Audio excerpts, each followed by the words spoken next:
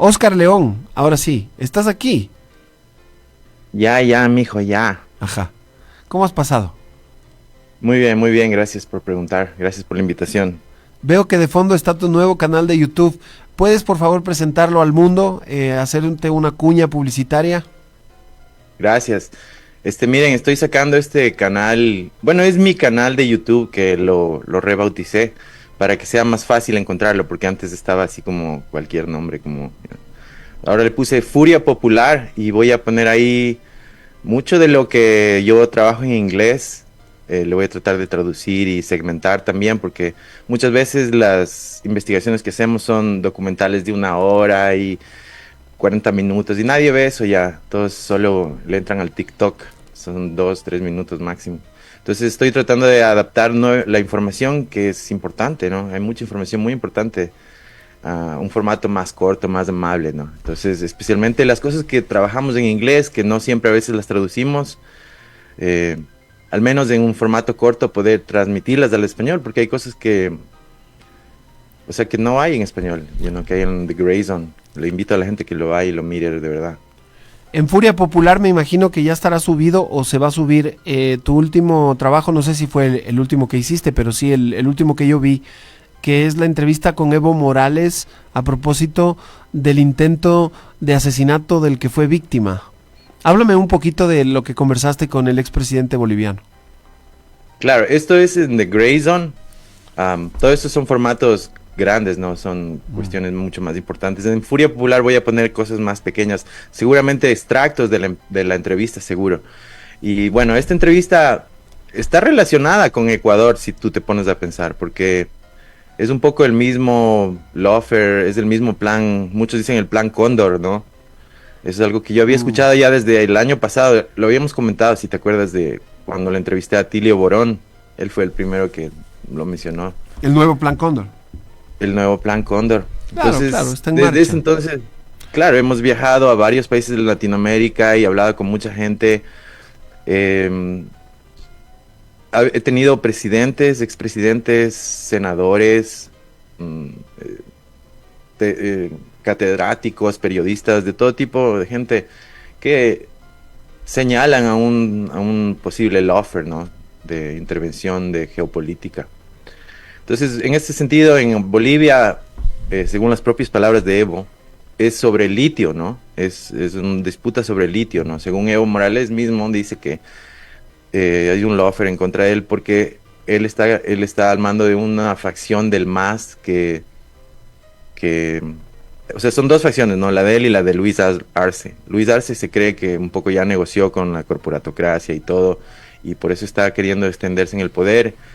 Y Evo Morales dice que él lo que estaba tratando de hacer es refinar el litio, darle valor agregado, ¿no? Esa es la alternativa a lo que hacen ahora, que es solo extraer el litio. El gobierno boliviano nacionalizó los recursos naturales, pero en la extracción. Luego, en el procesamiento de los recursos naturales, ellos trabajan con corporaciones, ¿no? Entonces, en ese sentido, el gobierno boliviano, al darle valor agregado al litio, se está metiendo en el negocio de las corporaciones. Entonces, según Evo Morales, por eso es que le quieren sacar del camino, ¿no? Por el litio, básicamente. Les estorba. Acusa... Evo Morales claro. es una piedra en el camino entre Estados Unidos y el litio. Claro, tiene lógica, tiene sentido.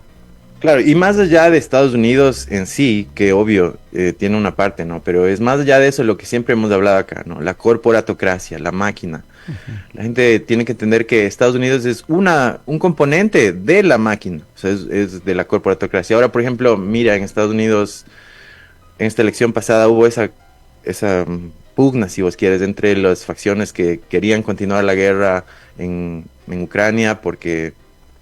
Ponte Biden, toda esta gente que tiene lazos con el complejo militar industrial, porque es un negocio enorme, es el negocio más grande del mundo en realidad, la guerra. Entonces, mi país ahora se ha acostumbrado a vivir de eso, de la guerra, o sea, como una industria, ¿no? Entonces, si no hay guerras, no se gastan las armas, no se venden nuevas armas. Entonces, eso es lo que él acusa, ¿no? Dice que la DEA le trató de matar a él y es lo que se ve en la filmación, ¿no? Porque el gobierno boliviano dice que estaba ejecutando una orden de captura para él porque le acusan de, de violación de menores y de tráfico de menores, algo así súper grave y todo, ¿no? Pero en el video se ve que no es necesariamente que le están tratando de capturar, sino que le están tratando de matar. Ujú. Entonces, de eso es lo que un poco es la duda, ¿no? Porque, bueno, pues el Oye, gobierno boliviano tiene todo el derecho de tratar de arrestarle y hacer un operativo y todo lo que quiera, pero no es lo mismo capturar a alguien que matarle a alguien. oye, del caso boliviano estuve leyendo, les recomiendo el podcast El Hilo para conocer justamente en qué momento Evo se vuelve blanco de estas supuestas investigaciones sobre estos supuestos delitos sexuales con menores, etcétera. No es muy profundo, la verdad. Son acusaciones que le han hecho y que quizás él no las ha descartado con tanta... Me parece que un error de Evo en este tema es la comunicación.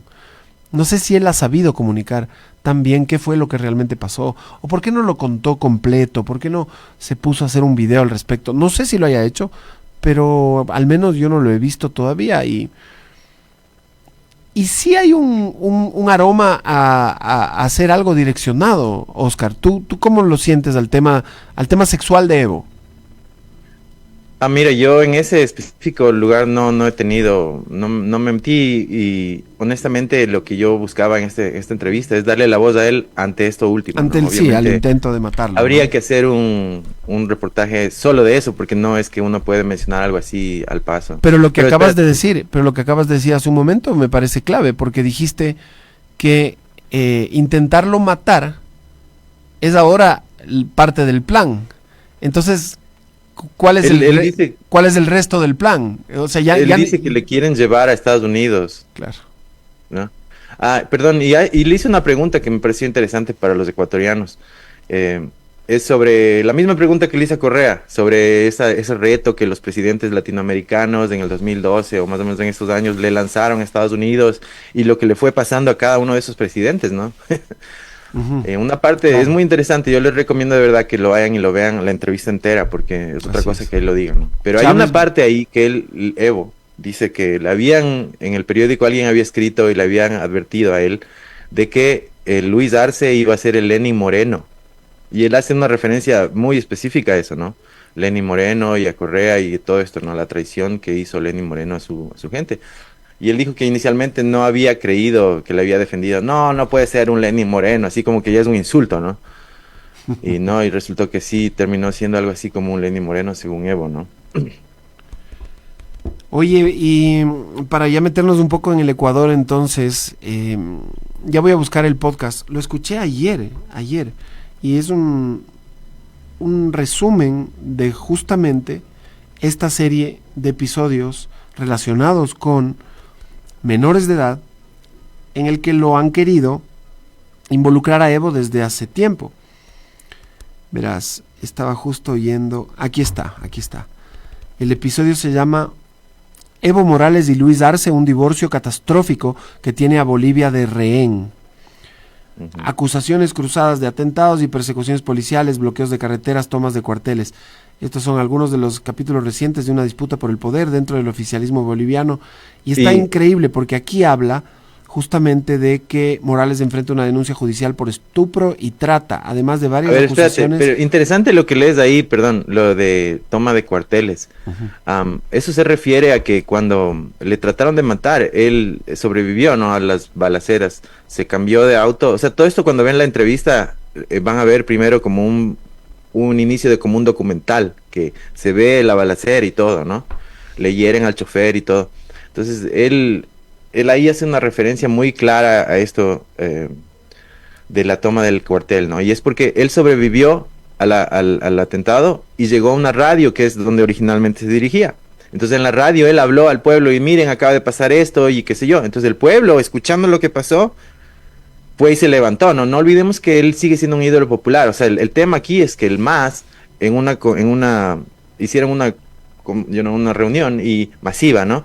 Y le eligieron a Evo como líder del MAS y para que corran a la presidencia por cuarta vez, lo que es inconstitucional, o sea, supuestamente son solo dos y qué sé yo. Entonces ahí hubo una disputa sobre eso de inconstitucionalidad o no. Y eso fue, escucha esto, y eso fue dirimido por unos jueces, y aquí viene lo del lawfare, que se autoprorrogaron. Ahí está. Pena familiar. No sé por qué me suena. Se autoprorrogaron los jueces. Sí, no sé, hay un país, Ecuador, puede ser, que pasa algo parecido frecuentemente, no lo sé. En todas las instancias, en la Corte, en el Consejo de Participación, en el Consejo Nacional, aquí se autoprorroga el que le da la gana. Ya. Y mira, y perdón que me dices, eso es importante porque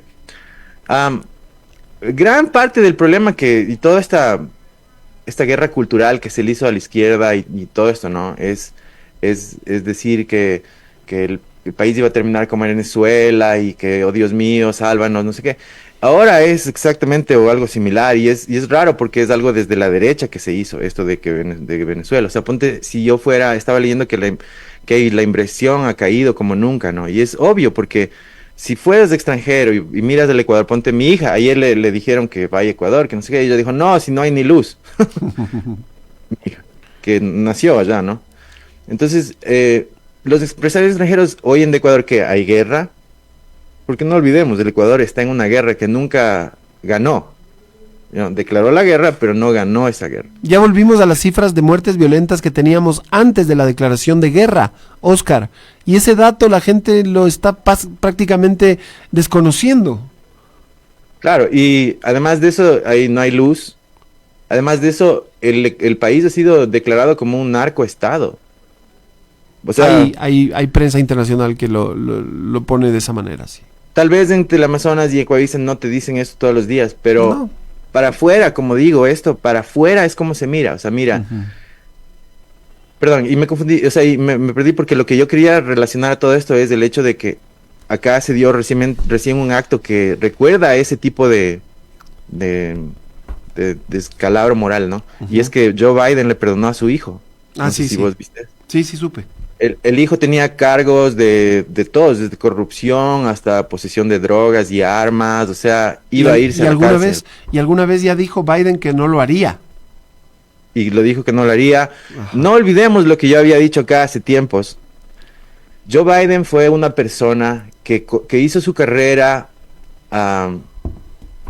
destruyendo otras vidas bajo la premisa de que las drogas son el peor flagelo de la humanidad y que los drogadictos son iguales de malos que los que venden droga. Entonces, gracias a Joe Biden, se pasaron leyes que dan mínimos de 5 años para gente que le hayan encontrado una tuquita o lo que sea. En vez de mandarle a una rehabilitación o juzgar según sea el caso, ¿no? No. Por ley, el juez tiene que darte 5 años, gústele o no. Y así hubo generaciones de gente joven que arruinó su vida, loco, porque no olvidemos que cuando te vas a la cárcel, a lo que sales y buscas trabajo, dice ahí que eres un felon, no te dan trabajo. Principalmente afroamericanos. Ahora eligieron a presidencia un felon, perdón. Principalmente afroamericanos. Y latinos, y blancos pobres, y Kamala fue lo mismo. Kamala se rehusó a soltar a un montón de presos que el juez le había dicho que ellos habían atrapado y estaban atrapados y encarcelados ilegalmente, y ella dijo, no le suelto porque eso va a afectar a las fábricas que funcionan con presos. Hay fábricas que funcionan con presos, es una labor de trabajo, como esclavitud moderna, ¿no? Y ella se negó. Entonces, entre todo eso, el hijo de Joe Biden fue drogadicto, él.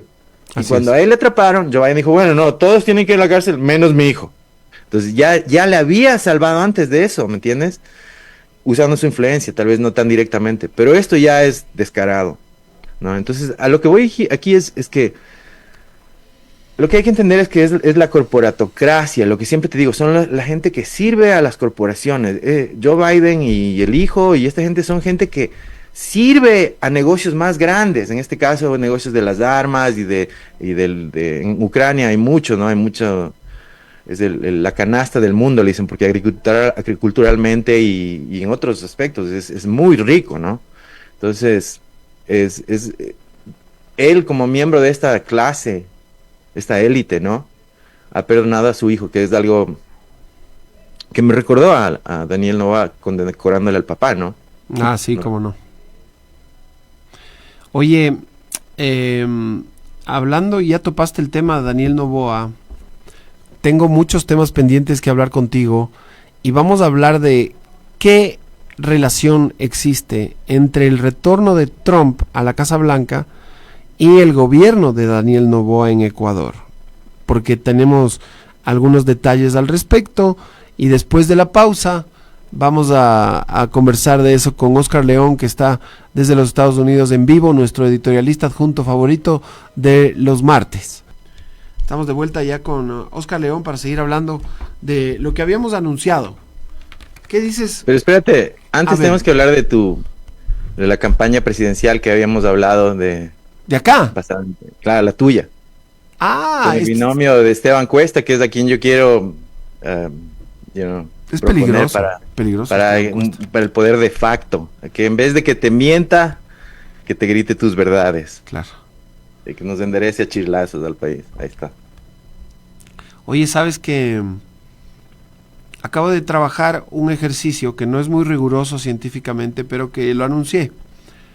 Se trata de las encuestas en el Ecuador. En este momento hay prácticamente 4, las nombro: Informe Confidencial, Comunicaliza, Negocios y Estrategias y Marcel Ramírez. Son 4 encuestadoras que han hecho este trabajo de buscar por quién va a votar usted en las próximas elecciones, y son trabajos relativamente recientes que más o menos están en una misma época, que son este mes de noviembre, que acaba de pasar. Entonces, claro, los resultados son dispares, ¿no? Hay una encuestadora que le da a Luisa la victoria en primera vuelta. Hay otra encuestadora que le da la victoria a Daniel Noboa por 2 puntos. Pero no en primera vuelta, sino solo le da la victoria en primera vuelta. En esa primera vuelta. Y lo que yo hago es agarrar todas las encuestadoras de estas y sacar un promedio. No hay ninguna rigurosidad científica.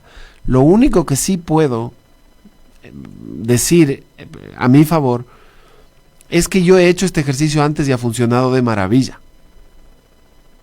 He agarrado 5 encuestadoras que están trabajando en una elección, he sacado el promedio y yo me he acercado más que cualquiera de las 5. ¿Se entiende, no? Uh-huh. Ya, entonces voy a publicar en este momento mi trabajo, que ha sido un trabajo de varios minutos de esfuerzo, en los que me he dedicado a sumar y dividir. Algo para lo que yo no estoy preparado, pero que por mi pueblo ecuatoriano he decidido sacrificarme. Ya está publicada mi primera encuesta oficial del 2024-5 en mi cuenta de X. Votos válidos, primera vuelta. Diferencia, margen de error y las encuestadoras en cuestión. No las nombré, pero están ahí, ya las he dicho varias veces, son 4.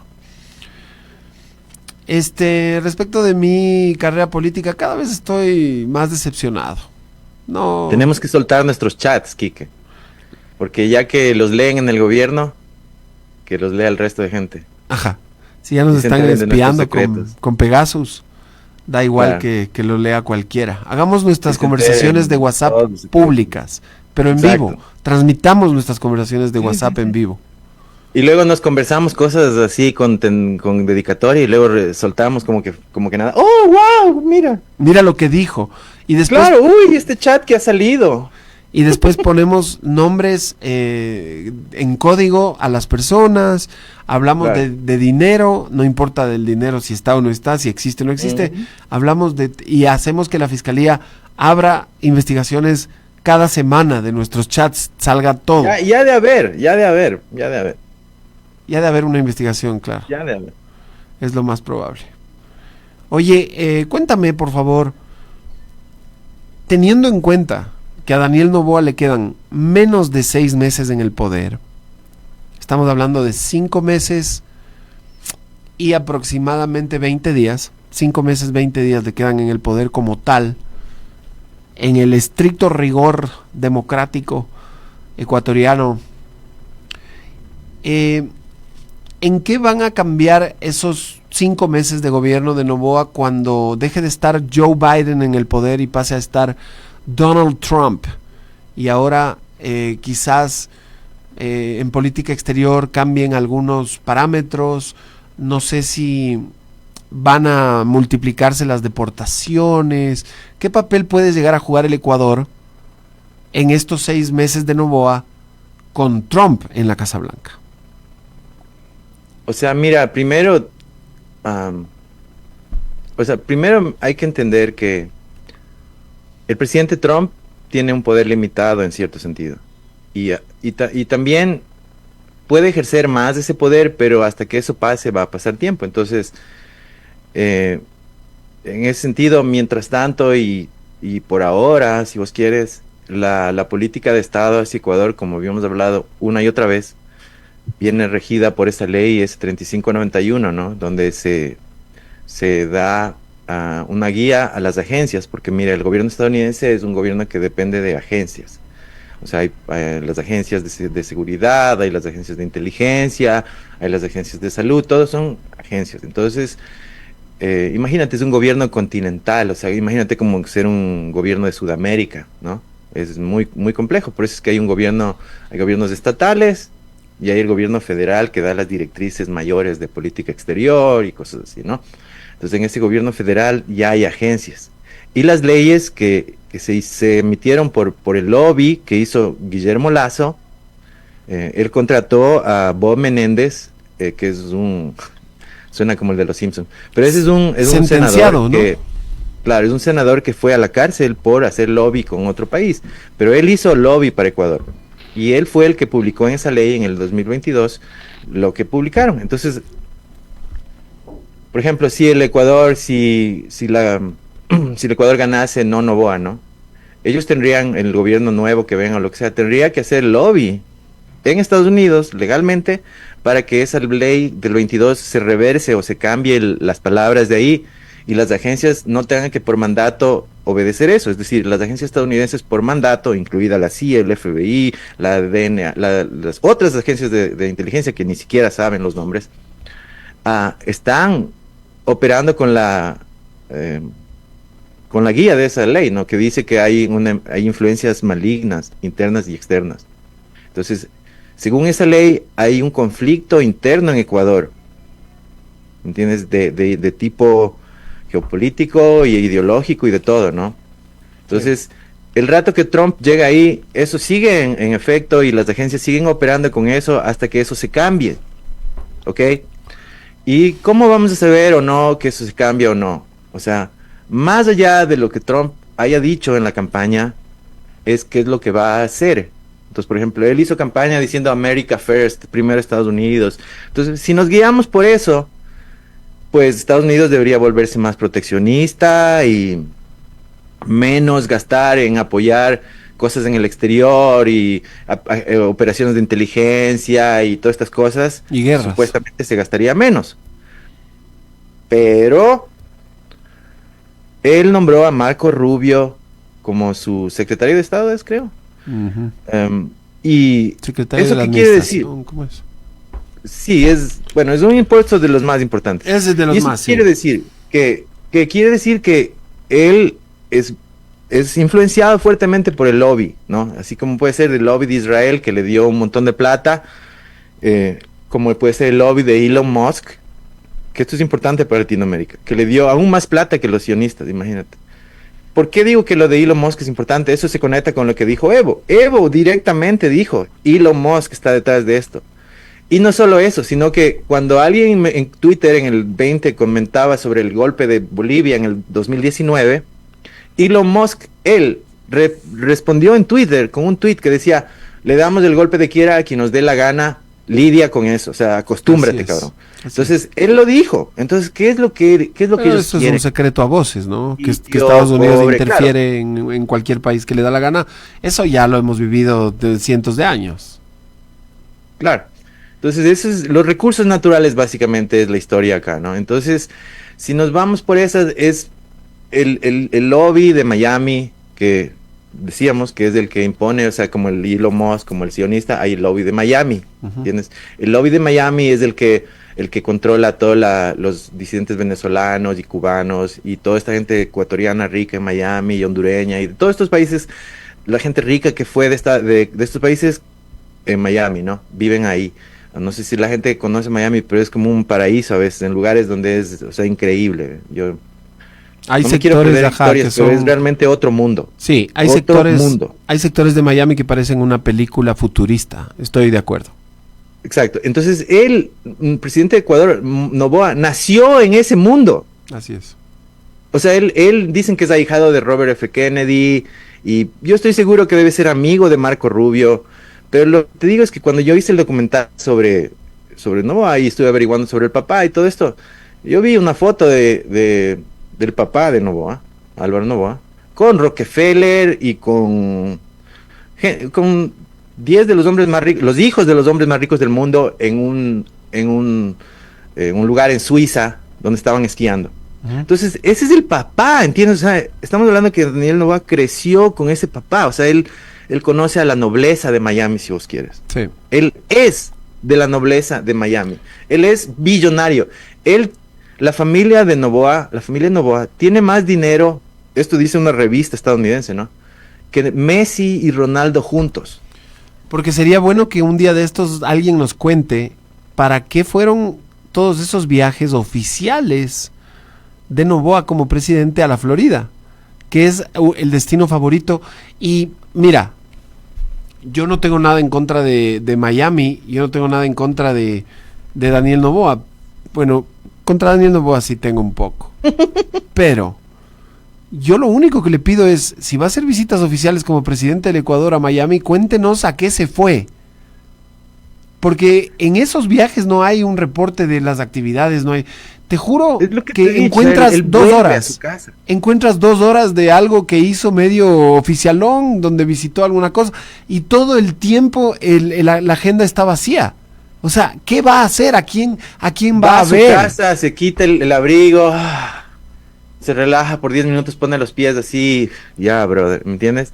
Es más, te digo, yo a un reportero ecuatoriano le digo este reto, no sé, por ahí es peligroso, pero wow, si alguien le pregunta oficialmente a Daniel Noboa los intereses de qué país pone primero, le puede meter en líos. Es que él te va a decir Ecuador, y el momento en el que te diga Ecuador estaría, digamos, de alguna manera violando la Constitución de Estados Unidos. Algo así, ¿no? A menos que le hayan dado del gobierno un waiver secreto que diga, bueno, por estos 4 años o cualquier tiempo, usted por ahora está autorizado a ir y defender esos intereses primero, es por lo menos un conflicto que podría levantar preguntas, porque un nacido en Estados Unidos o un juramentado estadounidense, nuevamente, tiene que por ley poner los derechos y los intereses de Estados Unidos primero, antes que otros países.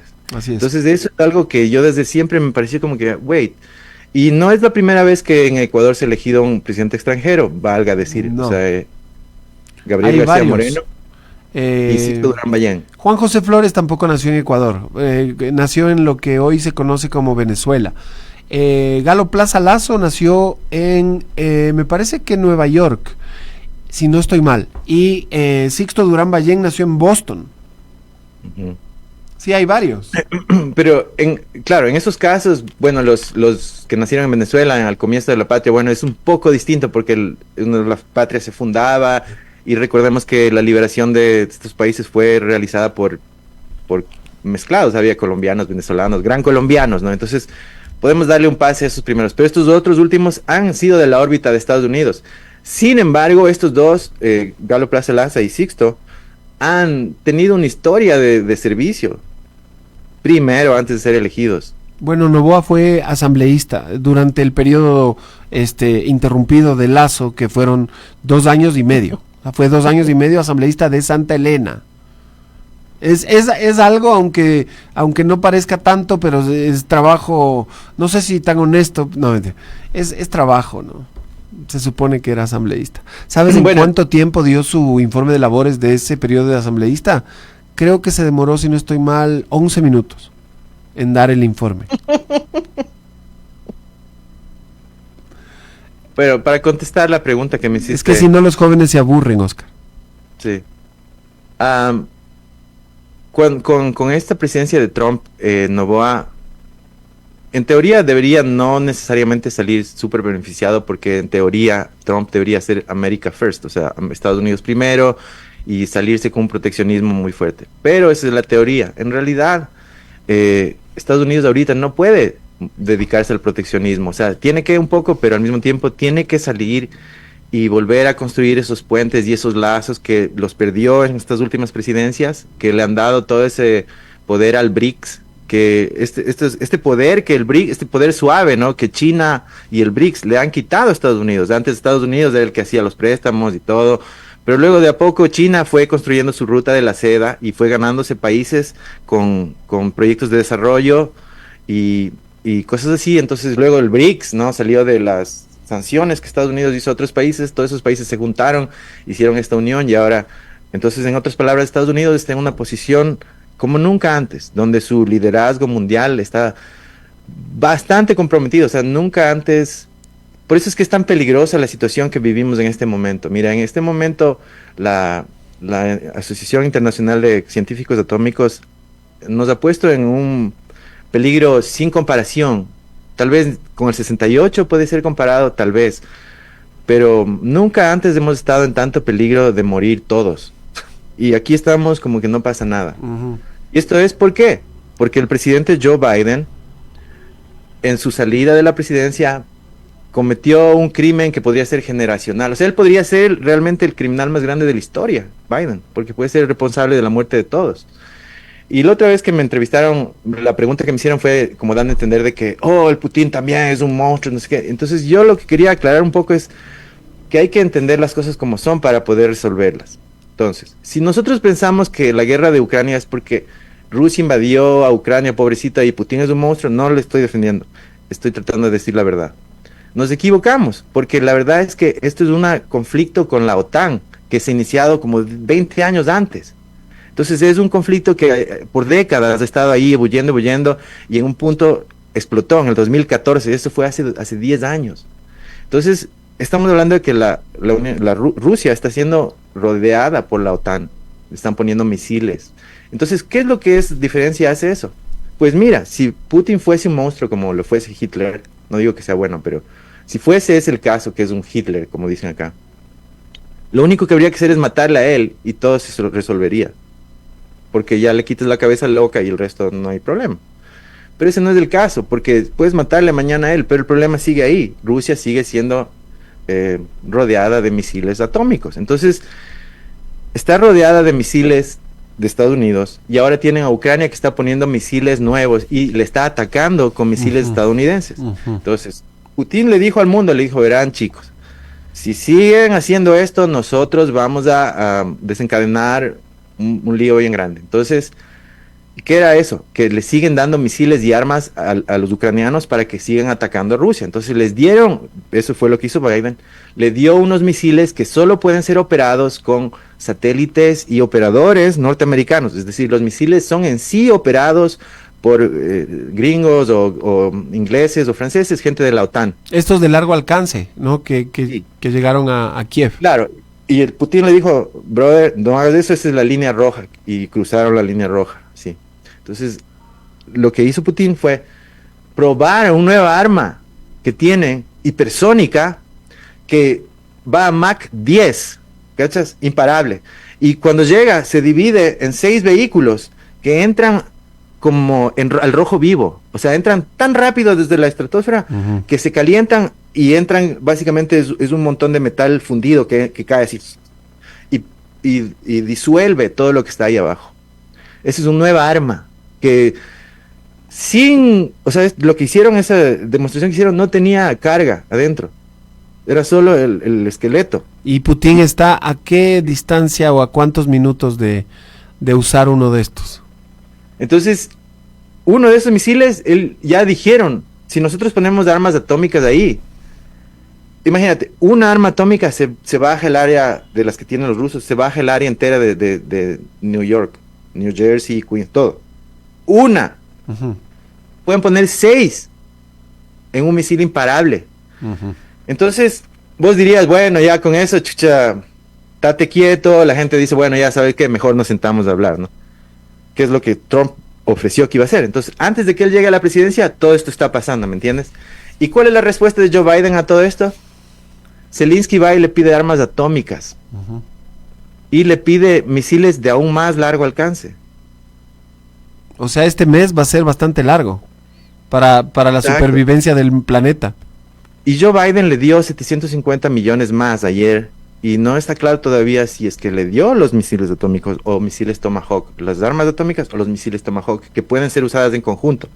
¿Cuál es el problema? Los rusos no saben eso tampoco. Entonces ellos en su radar ven un misil Tomahawk y no saben si es un misil nuclear o un misil normal. No saben cómo responder. Primero que todo, les habían dicho que ni los lancen. Entonces, si los lanzan, va a haber una respuesta. Entonces, ahorita estamos a un nivel que la guerra ya no es solo tanques y aviones, o sea, ya pasaron eso. Ahora están en una guerra de misiles. Estamos hablando de una guerra de misiles, ¿entiendes? En una guerra nuclear. Y para cerrar todo esto, ¿por qué es lo que yo digo que hay que diagnosticar bien el problema? Porque el problema es que es el pelear con Rusia una guerra que, más allá de que sea justa o no, qué sé yo, no es ganable. Entonces no tiene ningún sentido pelear algo que no vas a ganar, porque no es que vas a quedar empates y te va a hacer el ojo morado. No. Estamos hablando de que tienen 3,000 armas nucleares. Y la doctrina rusa ya ha cambiado recién, con intención, para que puedan lanzar esas armas nucleares a países que no tienen armas nucleares, porque antes no era el caso. Antes solo podían lanzar a países nucleares. Pero ahora, por ejemplo, pueden mandarle a Ucrania, pueden mandarse lo que sea, porque ya han cambiado. Y te digo más, tienen una máquina desde los 60s que tienen sensores en territorio ruso. Entonces, el rato que hay un ataque nuclear a Rusia, vivos de sorpresa, y hay explosión nuclear en Rusia, el sensor, sin que preguntarle a nadie, sin decirle a nadie, sin hacer nada, solito, tira las 3,000 ojivas nucleares rusas. Y cacha que la estimación es tan cierta del fin del mundo, que muchas de esas ojivas las han programado para que se lance arriba y vuelva a caer en Rusia. El objetivo de todo esto es para que darle una muerte rápida y digna a los rusos y no tengan que sobrevivir el invierno nuclear. Para destruirse ellos mismos. Rapidito, más bien, para que no tengan que sobrevivir el hambre y la radiación y todo. Ese es el mundo en el que hemos llegado ahorita, gracias a la irresponsable, por ahí demencial decisión descerebrada. Claro, y mira, y ni siquiera se sabe si él es en verdad el que tomó la decisión. Lo más seguro como no hay es que cabeza, no está él para salir y decir nada. Puede ser uno de esos ayudantes oscuros que tienen por ahí, o empresarios, qué sé yo, o la OTAN, que no quiere que Trump llegue a la OTAN y les baje su poder, digamos. Entonces son momentos... Y le desmantele sus guerras. Sí, son momentos, nunca antes, Quique, hemos vivido un momento tan peligroso en la historia de la humanidad. Es súper raro, y aquí estamos como que nada. Como si nada, estamos aquí en el Quique Show, le vamos a despedir al Oscar León. Quedó pendiente para la próxima semana el tema de las farmacéuticas y de la industria de alimentos en Estados Unidos, que parece estarían en peligro ante la llegada de Robert Kennedy al poder y a un puesto importante en el gobierno de Trump. Vamos a hablar de eso y de muchas otras cosas más la próxima semana. Te mando un abrazo ya. Ojalá saquen la entrevista ahí en el destacado. No. Aquí tienes que mandarles para la colación. Porque el Oscar dice que no le sacan las entrevistas en destacado. Recuerden visitar el nuevo canal de YouTube, Furia Popular de Oscar León en Estados Unidos, para el mundo. Reportando también para el Quique Show, uno de mis colaboradores favoritos y espontáneos y sobre todo gratuitos. Un abrazo, pana. Un abrazo, amigo. Suerte para todos.